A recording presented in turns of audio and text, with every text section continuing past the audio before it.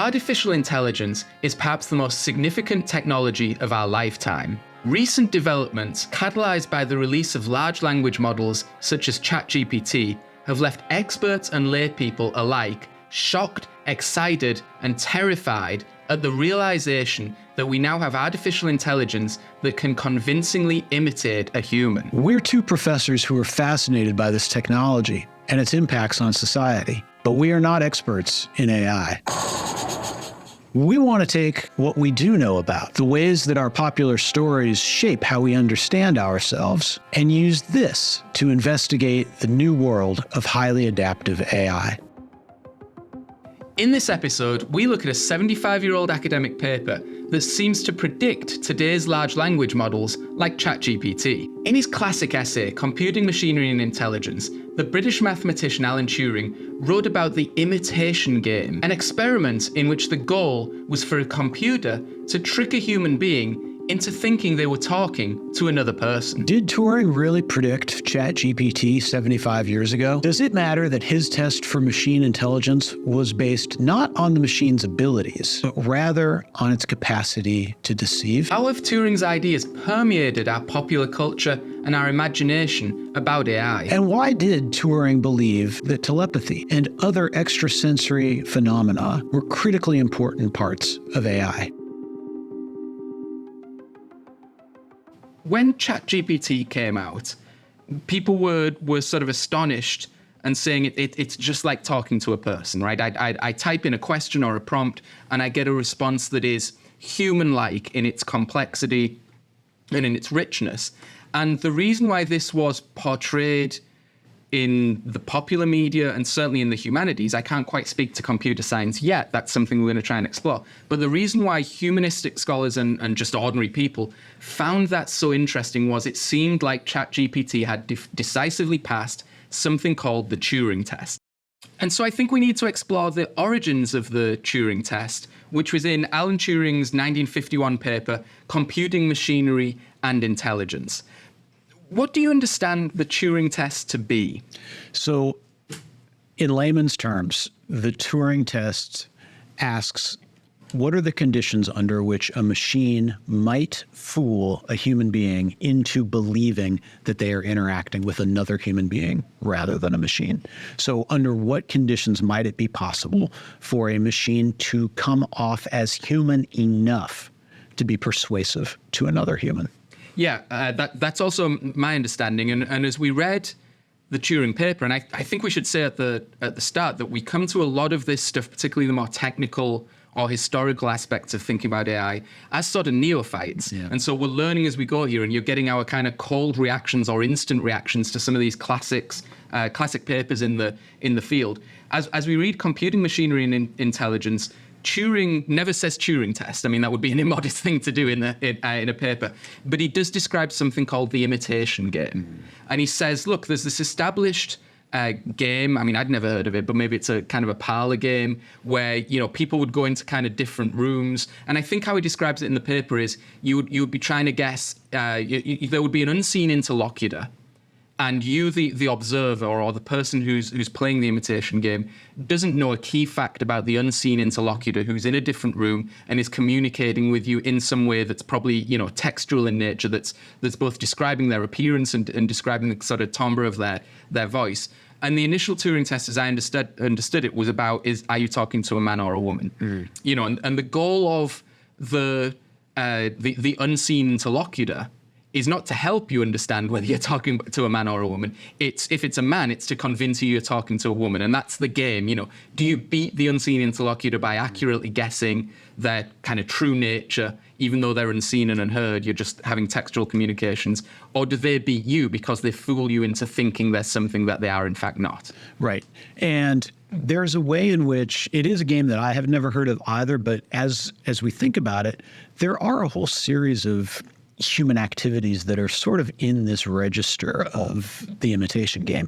Think about something like This Is Your Life, the old TV program in which there would be some kind of celebrity who would be the unknown interlocutor, and then a series of people who were presented that had something to do with that person's life, and the goal was to try to guess, right? Who the person was. So there are these kinds of, I think you put it right, these kinds of parlor games that humans have come up with over time. And the imitation game becomes one that Turing then applies to this question of potential relationships between humans and intelligent machines. And he argues that this is an important way of thinking, or at least it's a plausible way of thinking about these potential relationships, because it's a better question than what might seem to be at first blush the appropriate question, which is, can machines think? So this, I think, is crucial, right? That Turing is often taken, or the Turing test is often taken as an answer to that question. Mm-hmm. Can machines think? But Turing is actually, perfectly transparent and in fact at pains to stress that can machines think is fundamentally the wrong question, right? It is in fact a question he calls in the paper so meaningless as to not deserve discussion. Why do you think he thinks it's a meaningless question? I think what he is trying to say, and at least this is what I read sort of between the lines in his analysis, is that what actually matters is what human beings do with machines and the way in which human beings interact with machines. So what matters is not the subjective consciousness, potential subjective consciousness of a machine, but rather the subjective consciousness of human beings. That's what matters. That's what meaning accrues from. And so this is the appropriate question. The focus is not on the capacity of the machine, except in relation to its ability to persuade a human being. Yeah, so I think that's part of it. That's definitely one way to take what he's saying. I think there's another way that he comes at this. I read him as saying that can machines think is an unimportant question because it's unanswerable. I don't read him as ruling out that the machine could actually be doing something that any reasonable observer would regard as thinking. And I think at points in the paper, he actually makes the point that machines that fool us through the imitation game may be so complex or unknowable to us that they're doing things that even their programmers and engineers can't quite understand how they're coming up with those answers, which really resonates with modern large language models and things like ChatGPT, which have generative or emergent capacities that even their engineers are saying, well, this seems to work, but we can't actually describe how it came up with this answer. I think he's relying on something that's very familiar to people in the humanities, which is the other minds problem. And I think, as I read the paper, he says at one point, there will be an objection to a positive result to the Turing test, right? A result that says, this machine has fooled us, and therefore that machine is thinking, the strongest possible result you could get from a Turing test. And the objection will be, well, but it can't think because it doesn't have a consciousness or it doesn't have a soul. And we know that things that think have consciousness and soul. They're not just algorithms or as Turing was probably thinking, kind of mechanical gears and electrical impulses. And the other minds problem, as I understand it, is the difficulty you have that, I know I'm thinking. I can feel, I have the embodied experience of thinking. I know my inner thoughts. I know the process. It turns out I actually don't because of, more contemporary findings in psychology. But I believe I know why I'm reaching conclusions and all the rest of it. I don't know that you're thinking. Mm-hmm. I'm assuming you're thinking because I think we're kind of biologically similar and you behave as if you're thinking. But I only actually have access to my thinking and my thinking processes. So how do I know that you're not a figment of my imagination and I'm projecting my thought process on you, or B, you are thinking, but you're doing it in a totally different alien way than what I'm doing. And it is ultimately unknowable, right? The other mind's problem is you only have access to your own mind. You're guessing about everyone else's mind.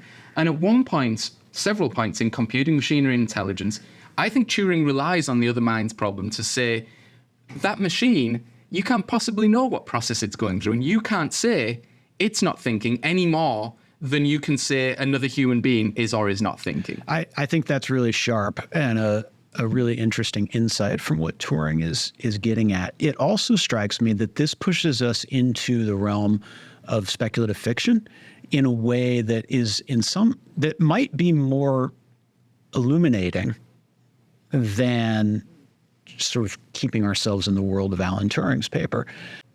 Because after all, for example, isn't this the basic theme of a text like Blade Runner, one of your favorites, in which the whole point is that the replicants don't imagine themselves as replicants.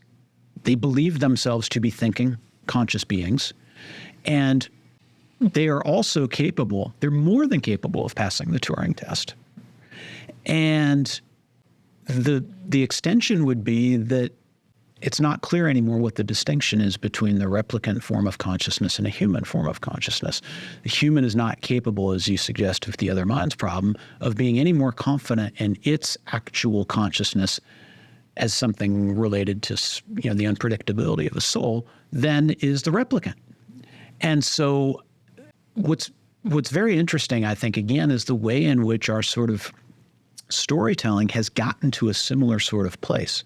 And even pushed beyond where our sort of scholarly intellectual thinking about this matter has come. Yeah. And this demonstrates the kind of point we started with, which is you may never have heard of the paper computing machinery and intelligence. You've almost certainly heard of the Turing test. Yeah, right. And it's been so important to our stories of AI and how we receive these technologies as a society. So the Voight-Kampff text in Blade Runner is obviously the more advanced Turing test, right? You think also of William Gibson's Neuromancer, this kind of other foundational, modern speculative fiction novel, widely said to have invented the internet and have invented the concept of cyberspace. Well, the other thing that goes on in Neuromancer is there's a kind of runaway AI.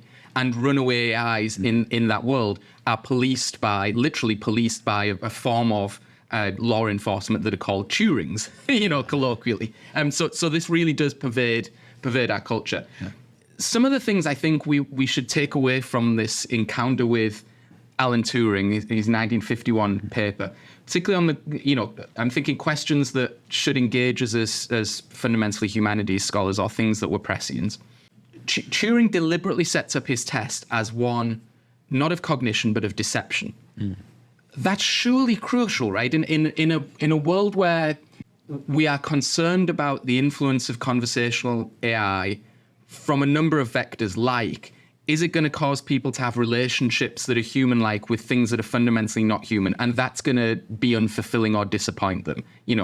We're college professors. What is the future of education when totally plausible, including plausibly bad, college essays can be written by conversational AI in 2 seconds and be essentially non-detectable? What is a society like where most decisions about your future, your employment, your credit rating, your insurance, law enforcement are made by algorithms that even the people who are employing them, perhaps especially the people who are employing them, cannot tell you how they reach the decisions. They just tell you, I'm sorry, Jeff, you're a flight risk, you're not getting bail, or you're not getting that job.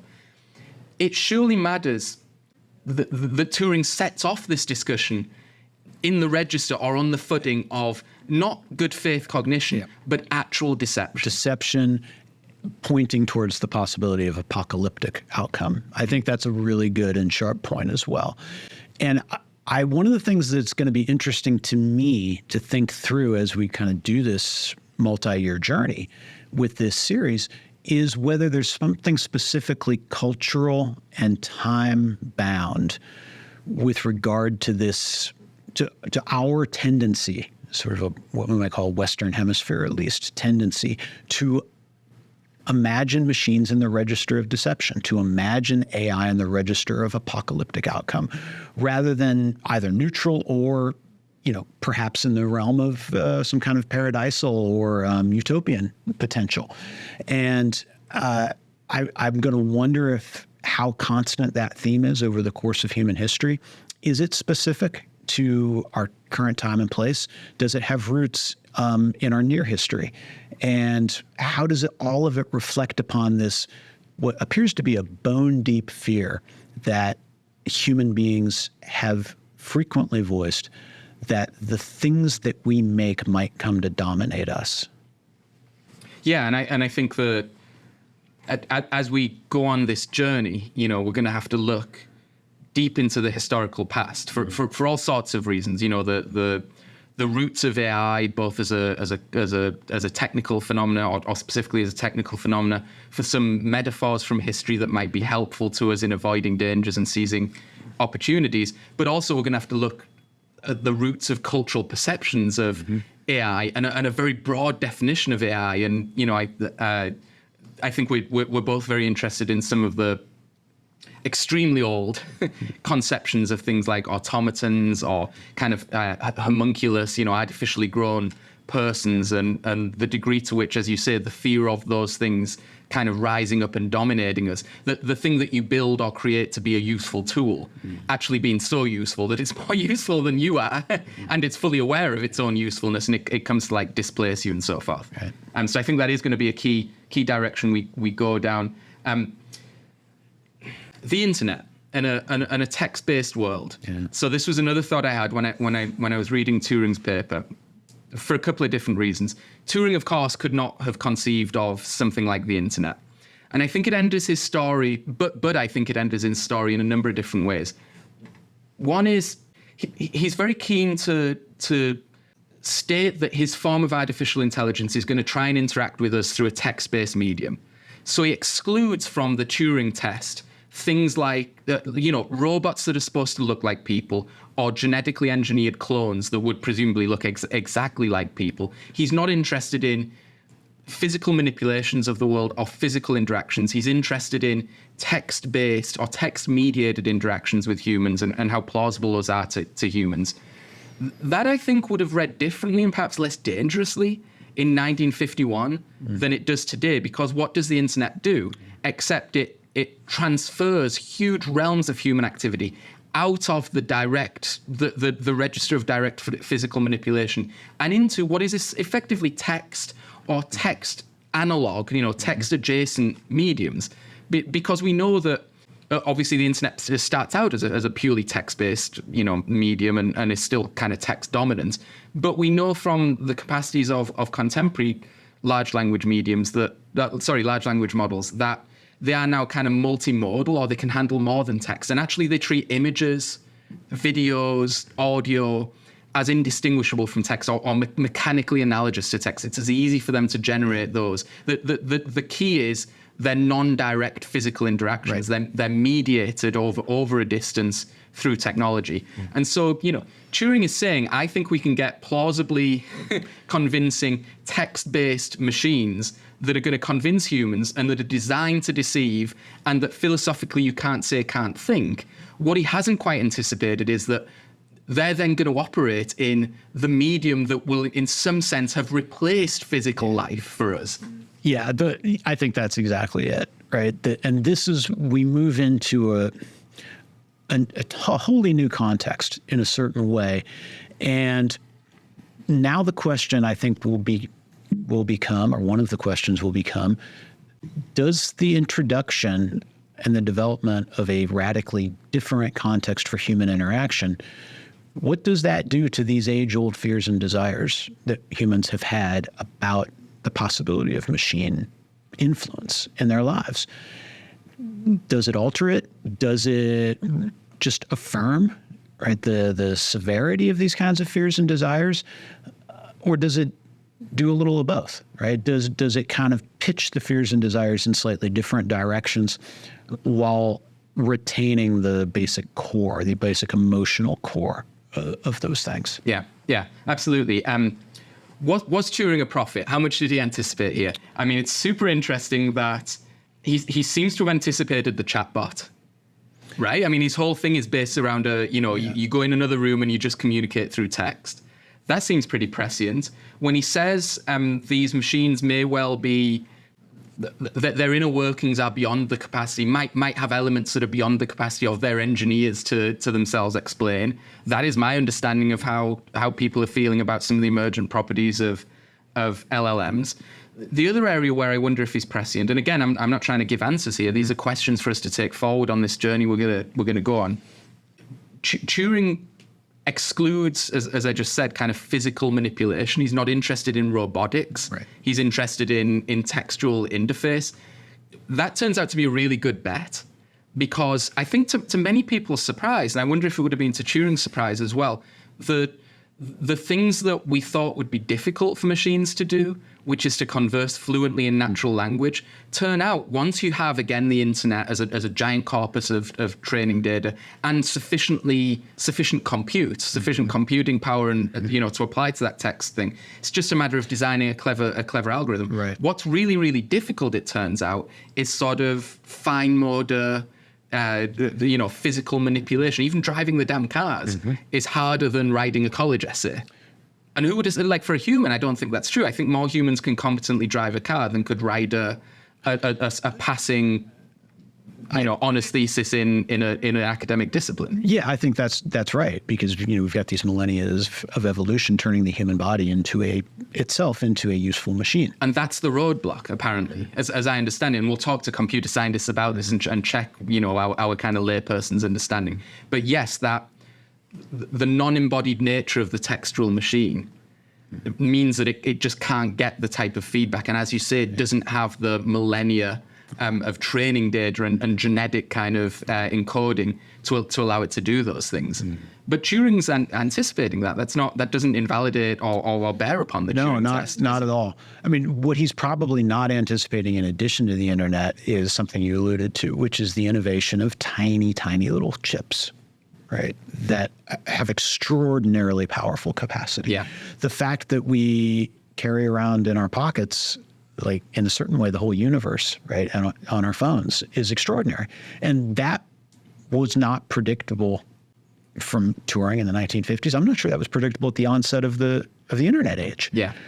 So we've got these multiple kinds of technological innovations that seem to have spun out in such a way that, as you say, they have really reinforced and catapulted and accelerated the tendency that Turing has in mind, which is this kind of text-based set of interactions that will be most useful for trying to assess the import of machines. Yeah.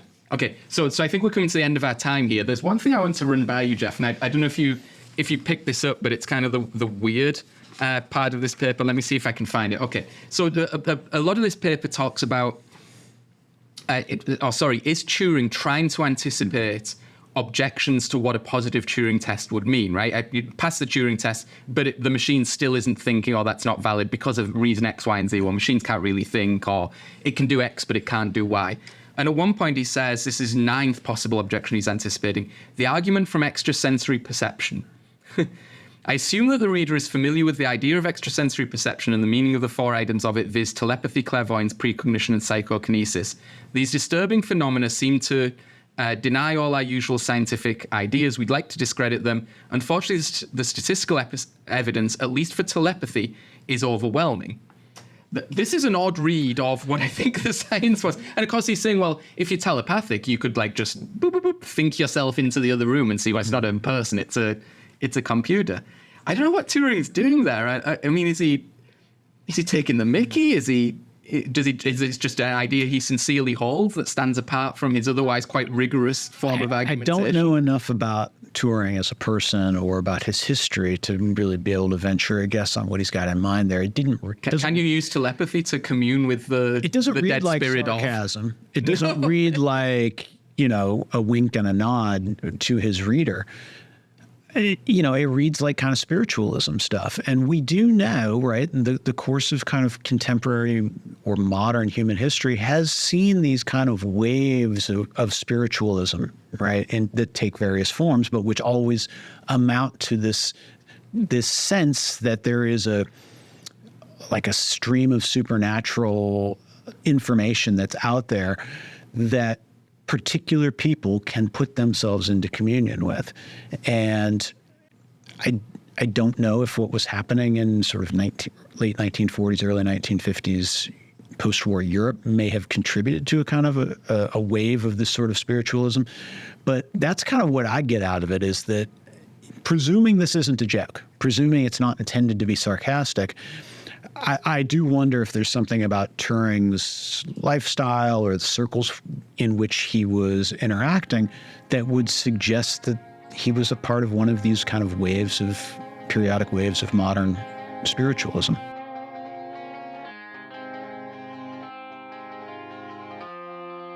So that's our discussion of Alan Turing's computing machinery and intelligence. If you like this kind of content, there's a lot more to come in our ongoing investigation of artificial intelligence, so please subscribe.